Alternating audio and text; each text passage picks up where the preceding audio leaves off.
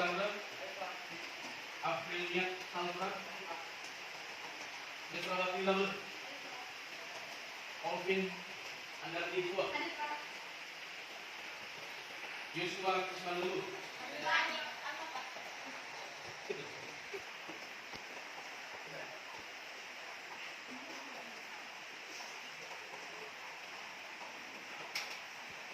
Yang belum tes pertama?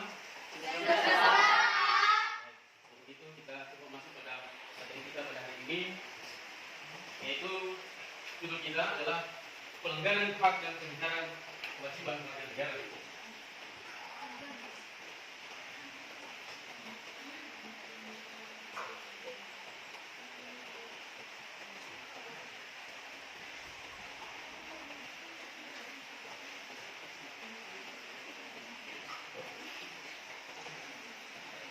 Ini judul besarnya. Judulnya adalah kasus hak dan pengingkaran kewajiban.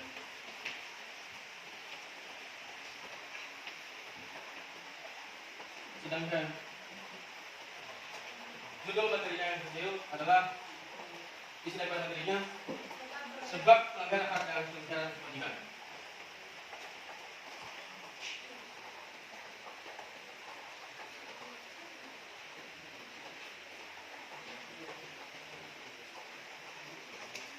Nah, inilah dia dari judul atau materi kita pada hari ini yang saya sampaikan kepada kami yang untuk dipelajari atau materi yang dipelajari hari ini.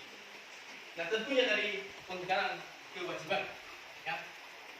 Tentunya di sini anak kami sering mendengar yang namanya pelanggaran hak dan pengingkaran kewajiban.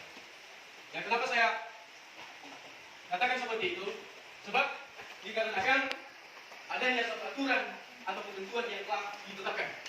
Ya.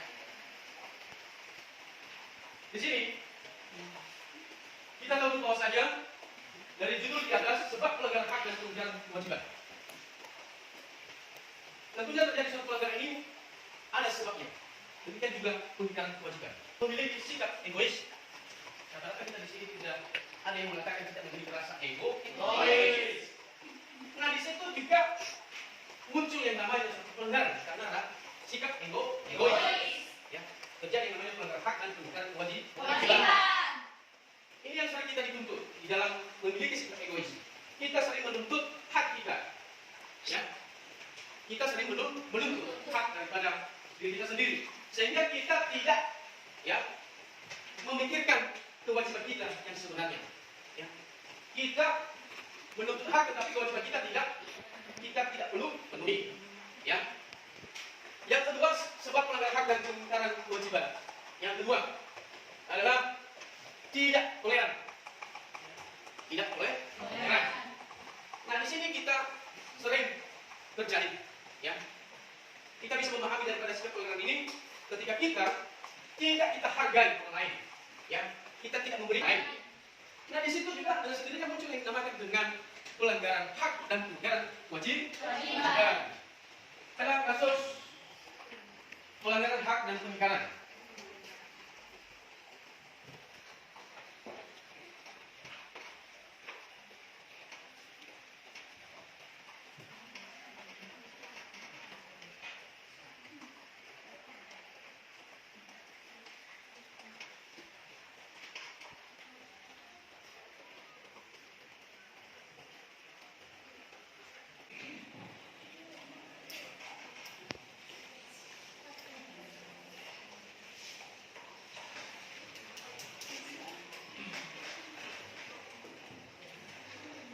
Nah, dari pun yang kedua ini tentang kasus pelanggaran warga negara.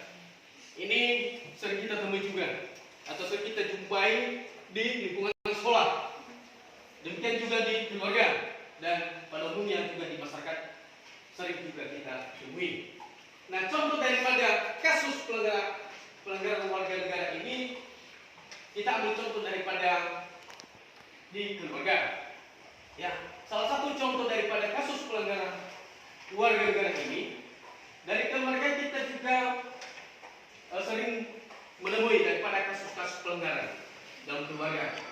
Ya, contohnya adalah ketika si anak yang melawan orang tua, ya, atas kehendak anak dengan terpaksa melawan orang tua. Lah demikian juga, ya, orang tua di dalam memaksakan anaknya untuk tidak sekolah. Ya,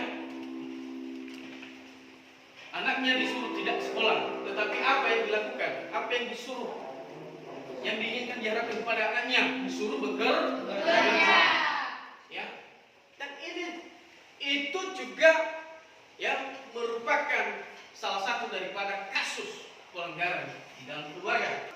Ayah memaksakan anaknya untuk tidak sekolah. Dia lebih mementingkan yang namanya pekerjaan. Nah, tentunya di situ, ya, kalau di sini ada kedapatan hal seperti itu, apa yang anak-anak kami lakukan di situ? Apakah anak-anak kami membenarkan hal demikian ketika anak-anak kami tidak diperkenankan atau tidak diperkenankan untuk sekolah, ya, atau mencari ilmu di sekolah? Di mana dicari ilmu adalah di sekolah. Ya. Karena kenapa? Pendidikan itu adalah penting, ya, penting buat masa depan anak, ya. Jadi itu salah satu daripada kasus pelanggaran warga negara di dalam keluarga. Saya rasa dalam kasus pelanggaran warga negara di lingkungan, khususnya di lingkungan sekolah, banyak sekali contohnya. Ini sering anak kami temui di setiap hari, ya, di mana pelanggaran di sekolah yang sering terjadi itu adalah karena adanya sesuatu ketetapan dari kedisiplinan sekolah. Tentu anak kami wajib juga harus taat pada aturan. Ya, demikian kenapa adanya suatu pelanggaran di sekolah, karena adanya aturan. Contohnya adalah ketika anak kami yang tidak datang tepat waktu pada lingkungan sekolah, ya, atau contoh lainnya, anak kami membuat sesuatu keributan, ya, yang dapat merugikan banyak orang lain, yang juga merusak daripada pendagangan lingkungan sekolah. Nah, tentunya di situ, ya, anak kami, ya, harus bisa, ya, melawan untuk tidak berbuat hal demikian di dalam melakukan suatu pelanggaran. Lalu bagaimana cara mengatasi hal demikian? Nah, tentunya tidak terlepas kembali terhadap prinsip sikap anak kami, di mana tujuannya datang di sekolah ini tentu adalah untuk menuntut ilmu.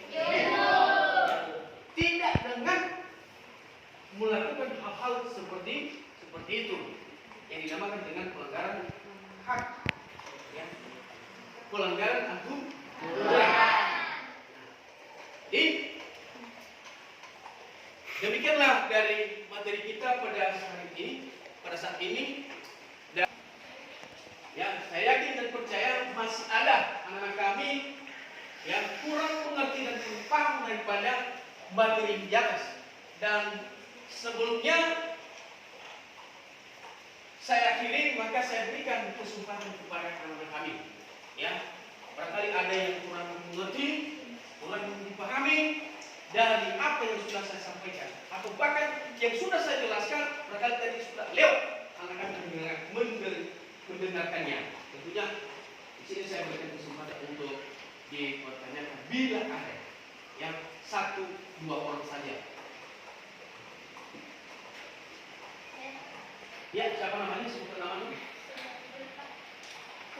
Suriwati Bulat, ya, silakan. Saya ingin bertanya, Pak, kenapa apa yang menyebabkan pelanggaran hak itu dan pengingkaran kewajiban itu dilakukan? Ya, pertanyaan yang sangat bagus sekali. Nah, di mana pertanyaannya apa yang menyebabkan, ya, daripada pelanggaran hak dan pengingkaran kewajiban?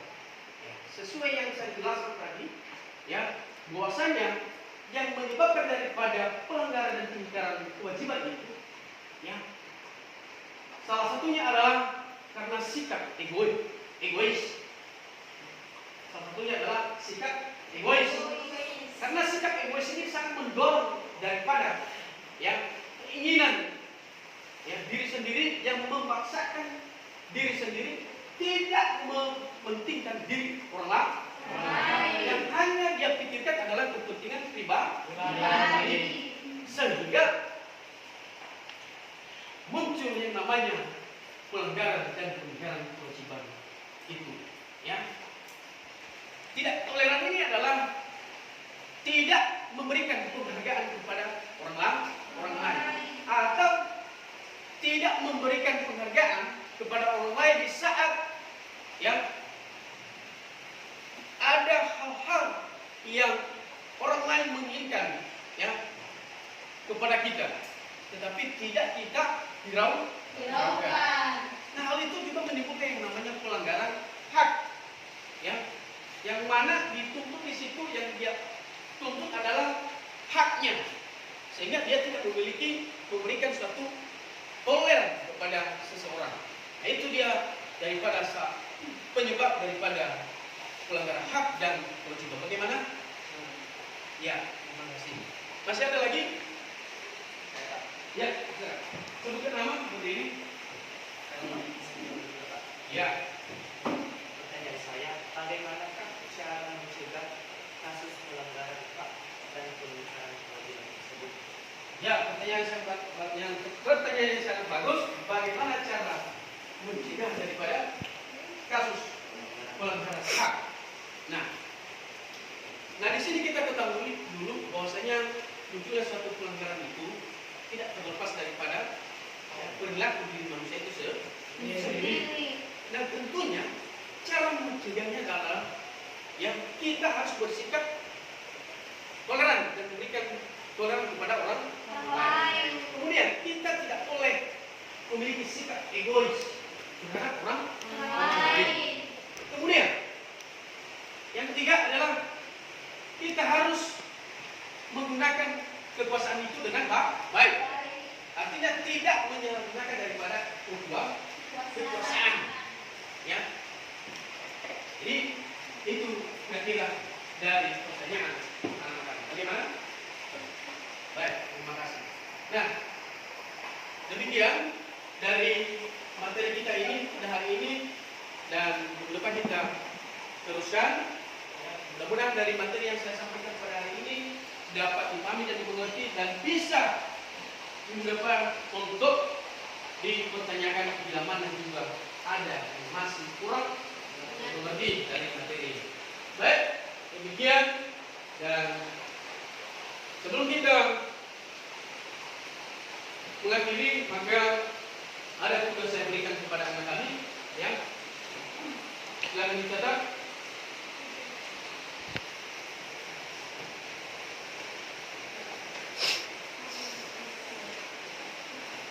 Satu,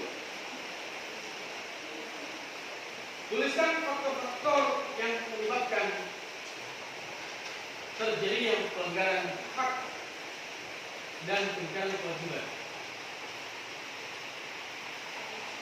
Sekali lagi, tuliskan faktor-faktor yang menyebabkan terjadinya pelanggaran dan pengingkaran kewajiban. Baik, itu saja tugasnya, dan minggu depan diserahkan.